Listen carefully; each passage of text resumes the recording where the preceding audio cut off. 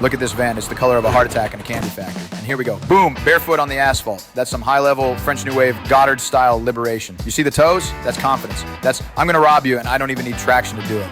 It's primal, it's sexy, and it's probably a health hazard.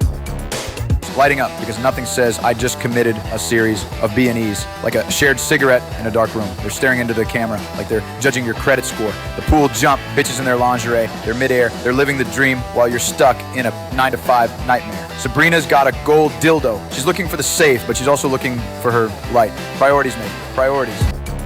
Now the escape, look at them, cigars in the mouth, they're driving that pink tank like they're in the Indy 500. Are you coming in or what? She's asking me, she's inviting me into the chaos. I'm in, Sabrina, I'm goddamn in. They're driving off into the neon sunset, leaving behind a note and a lipstick stain. Now tell me that wasn't better than anything you saw at the multiplex this year. Get the keys. We're going to find a pink van and a whole lot of leopard print. We got work to do.